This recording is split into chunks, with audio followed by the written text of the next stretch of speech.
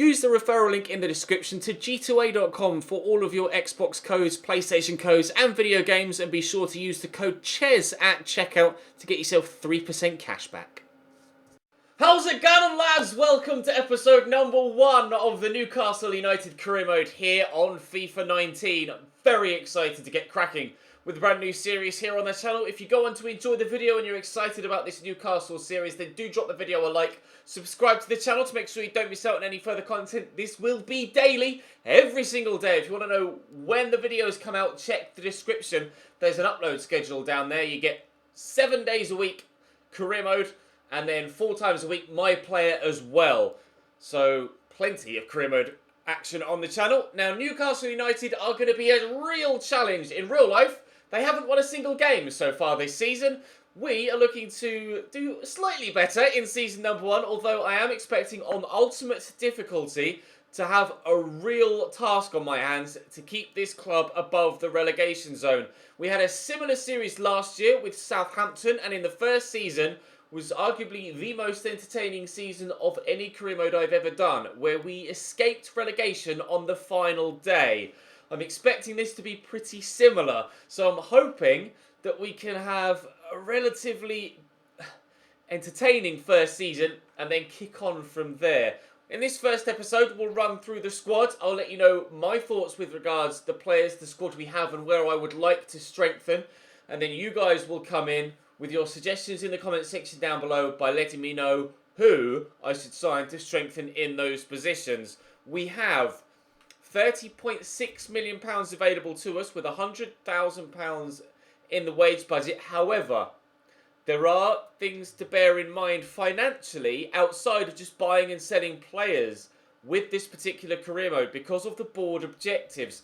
In real life, finances at Newcastle are controversial at the best of times with the way that Mike Ashley runs the club, and brand exposure and the financial side of things in this save are equally as, not necessarily controversial, but equally as important. We'll go through them one by one. Youth development wise, they want me to sign one youth academy player to a midfield position. That won't be a problem. I will be signing at least 1, if not 2 youth scouts, and we'll also be doing a scout future star, which I'll redeem in this episode. They also want me to sign 2 players younger than 20 years of age that have the potential to become better than people in the same position currently in the first team squad. That shouldn't be an issue because the highest rated player we have at the team is 78 rated.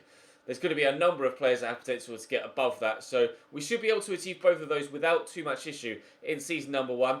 The short-term brand exposure gain, or brand exposure objective, sorry, is to gain £22 million from shirt sales. That won't be an issue. Talking of shirt, I've ordered my Newcastle United shirt. It hasn't arrived in the post yet, but I didn't want to delay in releasing the beginning of the series. So once the shirt has arrived in the post, hopefully tomorrow morning, then I'll be wearing the Newcastle United shirt moving forward, fingers crossed, from episode 2 onwards, if not episode 3 or episode 4, depending on Royal Mail, basically. But we need to sell £22 million worth of shirts. I've already thrown £60 into the mix by buying this shirt myself. The long-term brand exposure gain, or Landis Pros, I keep saying that long-term brand exposure objective is to increase season ticket holders within 10% of the stadium's capacity. Over 3 years, certain that that will be achieved. Critical financial expectations. They actually want me to reduce the player wage bill by £44,000 a week. So I need to improve by buying new players, but I also perhaps might have to sell on some high earners. Outside of people that I might want to keep, I might be forced to sell some players to meet the board's expectations, especially if we're struggling in the league. I'm going to need to keep the board on side. It's going to be a very interesting season in that regard. They also want me to finish the season with £17.6 million of unspent allocated funds combined between the transfer and wage budget. This is going to be a penny-pinching season for sure. With regards to the Premier League, they'd be happy with a mid-table finish. Considering the state of the squad and on ultimate difficulty, I'd be happy with a mid-table finish, to be completely honest. Round of 16 in the FA Cup should certainly be achievable, depending, of course, on who we draw from the 3rd round onwards. And they want me to qualify in a Europa League spot within 2 seasons. Season 1, that is not going to happen. Season 2, also probably not going to happen, but we will have to wait and see. And then continental success, no objectives there, understandably. So, league-wise, I'm hoping I can avoid relegation and complete a mid-table finish, but it's going to be touch and go, I think, especially bearing in mind the financial objectives where I'm not going to be able to rotate the side and rotate the playing staff as often as I might like with regards to incomings and outgoings, because I'm going to have to keep an eye on what I'm spending and where I'm spending it. So the Scout Future Star and the youth players are really going to come in handy. I will not be using a financial takeover. That would nullify half of the challenge of being here at Newcastle United. So we will be using the limited funds we have available to us. Obviously, no European football to start off with Newcastle United. In our pre-season group, there is £6.9 million available to us from this tournament. We have Augsburg, Bologna and Espanyol, Hertha Berlin, Wolfsburg, Borussia Mönchengladbach and Sampdoria from Italy in the pre-season tournament. We've been playing it in Germany, so there are a number of German sides, including one English, two Italian and one Spanish. I need to go as far as I can to raise as much money as possible, don't I, to be completely honest. So let's have a look at the team as it stands right now. Then this is my strongest 11. This is what I believe to be my strongest 11. This is the default formation for Newcastle United. It's a 4-4-1-1 with Iosi Perez at centre forward. So we've Dubravka in goal, DeAndre Yedlin at right back, Jamal Lascelles and Fabian Schär at centre backs with Manquillo at left back. Kennedy on the left, on loan from Chelsea, of course. Jonjo Shelvey at centre mid alongside Ki Sung-young with Matt Ritchie at right mid with Iosi Perez at centre forward. And then, I forget his first name, but Muto up top, the Japanese striker. That, I believe, is my strongest starting 11. Not necessarily the highest rated starting 11. I could be high rated at left back with Paul Dummett. I could be high rated at centre back with Federico Fernandez or Leun as well. But I believe this is the strongest 11 that I could possibly put out. And we'll have a quick look at the squad hub as a whole, a run through just in general what we have at the club at our disposal. Now, we have 4 goalkeepers. I will not need 4 goalkeepers. Dubravka is new this season and my highest rated, so I will be keeping him. Rob Elliott, I will add to the transfer list. There will be some fan favourites and some long-term servants of Newcastle United get moved on in this save. I apologise ahead of time to some Newcastle fans, but I'm going to need the money. Carl Darlow, I am tempted to sell him as well. Woodman I will send out on loan. I'll keep Carl Darlow as my backup goalkeeper to start with, until perhaps we can find a Scout Future Star that I can then train up and have him as my secondary goalkeeper. I am tempted to keep Freddie Woodman as my backup goalkeeper and train him and sell Darlow as well as selling Elliott. But I'm unsure at present what to do goalkeeper-wise outside of keeping Dubravka as my number 1. Let me know in the comment section what I should do with regards to that position. At right back, we have 3 options. DeAndre Yedlin, obviously going to be my starter. Then we've Jamie Sterry, 61 rated. Could be trained. Not that good potential-wise, though. Might want to look to bring in another right back. And then we've Lewis Cass, who I can't even send out on loan. So he's going to be stuck at the club until at least January. Jamie Sterry, I'm probably going to look to send out on loan. I'm going to need a right back. But I'd like DeAndre Yedlin to be my starting right back. So a rotation at right back where we can perhaps save a little bit of money. Because DeAndre Yedlin, whilst not being that high rated, is going to be very effective because of his pace, basically. And he's not that bad in the tackle. We could train him a little bit more as well. And he could become a very, very solid player for us. Only 24 years of age, of course. At centre-back, we have a number of options, actually. I'm very pleased with the strength we have at centre-back. We have Joseph Yanni, who's out on loan currently at Morecambe. We have Florian Leun, who's not the fastest at all, but decent technically. My highest rated centre-back outside of Jamal Lascelles, but won't be my starting centre-back alongside Jamal Lascelles. That will be Fabian Schär. We have Kelland Watts, who I can't send out on loan, frustratingly. He could play at centre-back, centre-mid, or at striker. Talk about your all-round squad player. Kieran Clark is another player we have at centre-back. Obviously, the Irish international. Decent player. Would probably be challenging for that centre-back starting position if it weren't for Fabian Schär being at the club. Federico Fernandez is new here, but I don't rate him. I don't like him. Going to sell him in January if I'm able to. I would like to replace him in January, but depending on the financial situation at the club at the time, we may have to sell him and not replace him, depending on how we're matching up against those board expectations. But we've depth at centre-back. Leyoun, Clark, Fernandez, Cher, Lascelles. That's 5 centre-backs for a 2 centre-back formation. We should be fine at centre-back. Fabien Cher will grow as well, I would like to think. Although he's not the fastest. Sprint speed of only 50, although that could be trained, of course. At left-back, Paul Dummett is the highest rated left-back I have. I don't know if he's going to be any good for me. Javier Manquillo is the player I'm starting at left-back, purely because of his extra pace. Paul Dummett is 26, so he's still quite young, but I don't know if he's going to suit my style of play, to be completely honest. He's not very fast for a wing-back. You know that my style of play likes my wing-backs to get forward and get involved in crosses, etc. He's not very good on the ball either. I could train him, but I feel it would be a waste of a training slot. We have 26-year-old Ashraf Lazar as well, or Achraf Lazar. I'm not sure quite how to pronounce his name. Again, not very good. So I would be tempted to sell Paul Dummett because he's on $33.5 a week, which is a sizable wage. Keep Javier Manquillo as my starting left-back and bring in a rotation left-back there as well. I may even bring in a starting left-back ahead of Javier Manquillo and have him as my backup and then sell Paul Dummett. Lazar, can I sell him? I can sell Lazar as well if needs be, or I could send him out on loan. I'm unsure, but I know Javier Manquillo is going to be my starting left-back. So, again, this is where you guys come in.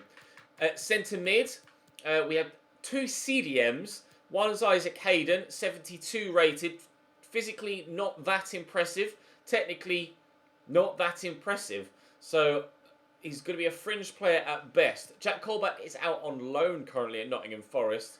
And I'm quite happy for him to stay there for the foreseeable future. He's on $17 a week, so it's not really worth recalling him to sell him on. Not going to make that much of a difference to my wage budget. We do have a number of central midfielders, or all-round centre mids. Mohamed Diame, 31 years of age, 75 rated. He's good in the tackle. He's strong, but in FIFA terms, purely in FIFA terms, he's old. He's 35. He's on £37,000 a week. Going to transfer list him. He's not going to be in my starting lineup. It's going to be Shelby and Ki Sung Young. Mo Diame, I will move on whilst I can maximise the finances I can gain from his sale before his stats start to drop and his overall value starts to drop as well, and I start to struggle to move him on. We have Sean Longstaff as well. I'll add him to the loan list. John Joe Shelby and Ki Sung Young are my starting centre mids. Now, Henri Saive, 27 years of age, 73 rated. Technically, pretty good as an all-rounder. Okay, physically as well. 88 jumping will come in handy. I'm tempted to recall him from loan. It would cost me £378,000 to do so.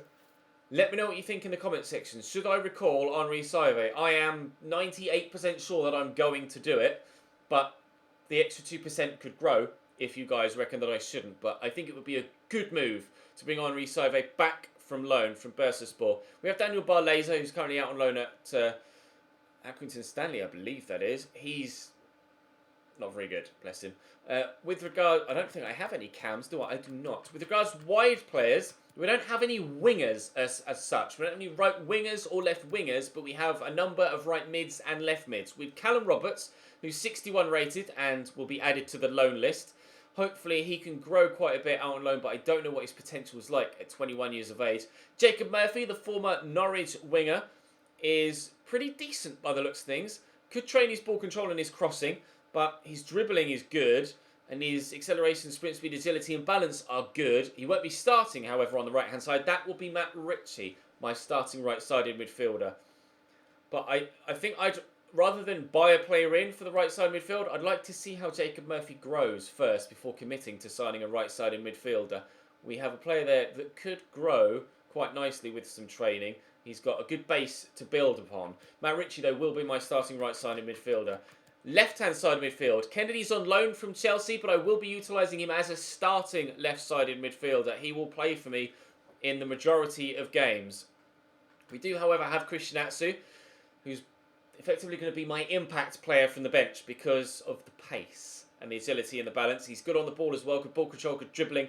Short passing's not the best, but if I can just dribble into space, then I'm not going to need super accurate passing because I should have the space to be able to play a simple pass once we work space with him. We also have Adam Wilson. Quick. 80 acceleration, 79 sprint speed, good agility and balance as well. A loan deal for him, which I can't actually do, which is frustrating. Might see him become a decent player in 2 or 3 seasons' time. Someone to keep an eye on for sure. Another good base to build upon. And then we have Victoire Fernandez. I can send him out on loan, which I will do. Good acceleration, agility and balance. Sprint speed can be trained. Technically, he's getting there, but he's 63 rated at 20 years of age. I don't know how much he'll grow, but it's a case of seeing what happens with him. But Atsu and Kennedy are my 2 right-sided midfielders. Jacob Murphy and Matt Ritchie, my 2 right-sided midfielders. I think we'll be pretty happy with the midfield as it is right now, both centrally and out wide. I don't think we need to strengthen there, or at least we do need to strengthen there, obviously, but I don't think that's going to be the first port of call in Season 1 to strengthen in midfield. These opinions, of course, might change by January once we're half a season through. At striker, I've got Iosi Perez, who's going to sit in that centre-forward role. Can play at cam as well. I might be open to signing someone else to play in that centre-forward / cam role, someone that's good on the ball and has decent long shots. Iosi Perez, though, will suit that role very, very nicely indeed. My joint second highest striker, actually, alongside Muto. Joselu. He will not suit my style of play. He will not suit my style of play at all. I will be selling Joselu. He's on 38 grand a week, £5 million transfer fee. I will sell Joselu. Now, I will need to replace him. Or I could perhaps... Hello, controller? Right, it's working again. The question we asked was, do we need to replace Joselu? Because we have Dwight Gale still on the books. He's out on loan at West Bromwich Albion. They're good physical stats. He's finishing 79, which I believe is the highest finishing stat of any of the strikers I have at the club. Indeed it is. Should I recall Dwight Gale as well as recalling Henri Saive? Again, I'm 90% sure I will do that. But again, I will take on board your feedback. I'd love to send Yannick Touré out on loan, but can't. Yoshinori Muto will be my starting striker. 78 acceleration, 77 sprint speed. Good physically all round. Technically decent as well. Good ball control, good dribbling. He should suit my style of play. I'm very keen to see how good he plays for me. 4-star weak foot 2, which is important. Salomon Rondon is in on loan and is similar in playstyle to Joselu, i.e. he's a big lump. But he's a better big lump than Joselu is, if that makes sense. So I'd rather sell Joselu on now, get the money in, contemplate replacing him, and then just make use of Salomon Rondon as and when I can, as and when I need to, with regards to squad rotation. But Iosi Perez and Muto will be my starting 2 central players. Could recall Dwight Gale. Very keen on actually doing that, but I want to clear it by you guys first. And then we could sign a cam to go in that rotation role with Iosi Perez. So, not looking to sign in the midfield, but potentially rotation right back, potentially starting left back, and then forward players, because goals win you games, if you didn't know. And I'm unsure as to whether I'll get enough, but we'll have to wait and see. Time will tell. That's my overall thoughts on the squad at present. You guys, as you do in every single series that we do, will have a massive part to play in who comes in and who goes out of this football club, bearing in mind those financial stipulations set by the board. Callum Roberts has asked to play in this first game against Bologna. I'm going to deny him that, unfortunately. I will play this first game against Bologna, and then we'll call it a day for episode number 1.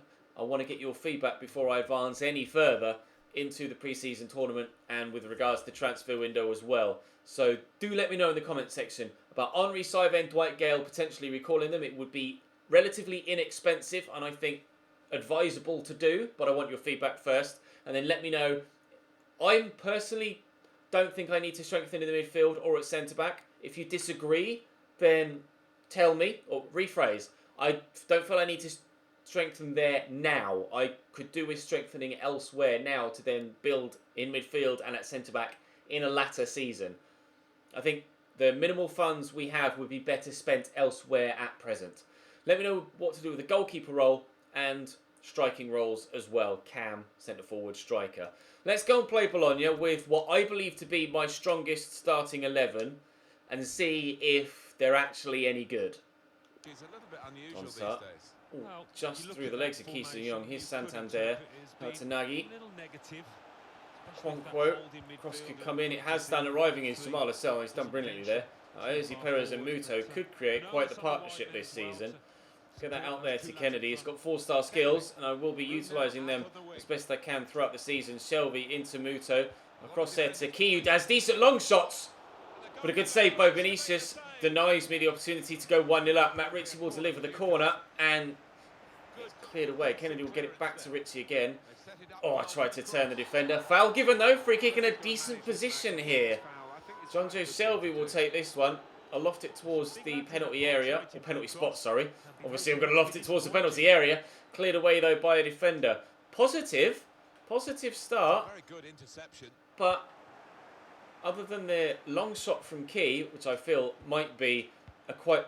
Oh, dear, I'm not sure about that pass. Other than the long shot from Key, which I think might be a heavily utilised ability this season, we haven't created much in the opening 20 minutes, but there is still plenty of time. We'll see, it's going to be a learning curve for me with this new club. Key again with a long shot. Key again from the edge of the box, but over the bar. I have a funny feeling he's going to be integral to everything I do this season, Ki Sung-young. Santander inside to Falcinelli. This is good football from Bologna. Orsolini to Donsa. Could shoot here. Has shot and has scored. Beautifully tucked away. You can see Dubravka having a big old go at his defensive line there. He should be shouting at the screen, not at his defenders. I thought he was going to cut inside and he didn't. He went outside again. Dubravka did get something on that. Decent effort from Donsa. But you can see it always bending. Dubravka gets across and gets a big hand to it, but can't get enough on it to push it past the post. 1-0 Bologna from their first effort on goal. Bodes well, doesn't it? DeAndre Yedlin driving down the line. Playing into Matt Ritchie. If I cut back on the left and then whip the cross in, could be a decent opportunity. It was Key on the end of it again. I can't quite believe how influential he's been in this first game already. Ki Sung-young, absolutely superb in that central role. Here's Ozzy Perez. He's got the finesse shot trait, and that was drifting towards the bottom corner and needed the save from the keeper, and the defender hasn't cleared it properly, but Matt Ritchie can't get it under control properly before getting the ball away. Can Ozzy Perez get to that loose ball first? No, he can't. We'll stay 1-0 down for now. Nagy with the throw. Inside to Santander. Ball into the middle. Oh, Donsa. Oh, keeps. Oh, Dubravka. 2 shots Bologna have had. 2 goals Bologna have scored. But questions asked of the goalkeeper there. Ball came in and just missed it with the first man. Donsa said it straight at him. Has he maybe slipped in the rain? I'm not sure. John Joe Shelby should really react better, but... Oh, I don't know. That was further... I thought from the initial camera angle, it looks as if it was straight at him. It was away from him, but... Questionable decision to just fall over with your foot stuck out. Regardless, Donsa is turning out to be an integral part of Bologna's central midfield, just as Key is to mine. It's just that so far, he scored goals and I haven't. Ritchie in there to Key, around the corner to Ozzy Perez. Oh, nearly, or it will reach Kennedy thanks to a terrible touch from the defender. And Kennedy, finish from the Brazilian. Oh, I rate that very much. That's a great strike. Really lucky with the disgustingly poor chest control from the defender, but he's punished him. He still had a lot to do when he got to the ball. He's absolutely ruined the confidence of that defender there. 1 mistake, 1 goal, and made a handful of changes there. Brought on Salomon Rondon up top for Ozzy Perez and drops Muto to the centre forward role. Brought in Modi Army in the midfield and Atsu out wide right. We'll see now that we've gotten ourselves one back if we can go with these new changes and perhaps equalise. Holger inside to Andrea Poli. Orsolini. Ooh, deadly. We pull one back. They extend the lead again. Great finish from the edge of the box from the Bologna man. Andrea Poli just finding the right pass. Good touch. Turns and then rifles it. To Andre Edlin. Back to Christian Atsu. See Shelby in space in the middle here. And we'll slot that through looking for Kennedy. Oh, but it won't reach him. Great interception from the Bologna man. Just 6 minutes to go now between us and a heavy defeat in the first game we've played with this Newcastle side. We said it was going to be a challenge with the current squad, and it is proving to be exactly that in pre-season at least, or judging by this game as an example. Nice to see. Oof. Yes, there have been some defensive mistakes, but it's also nice to see that, you know, it wasn't a boring 0-0. I have a funny feeling this might be one of the, just as the Southampton season one was, this might well be one of the most entertaining seasons we've ever had on career mode. Dubravka with a big throw.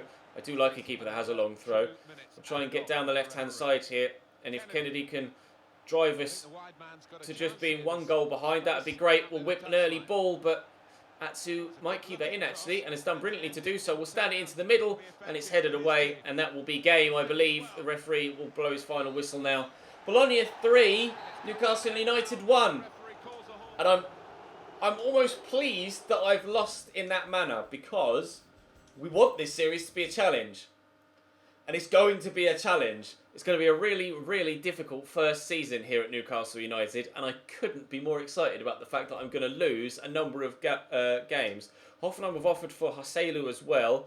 I will negotiate, as if I can get upwards of 6.5. That would be great, just to try and maximise any potential further signings we can make. I'll ask for 7.5, and we'll see if they'll stretch that far. 5.4. I said that's their final offer.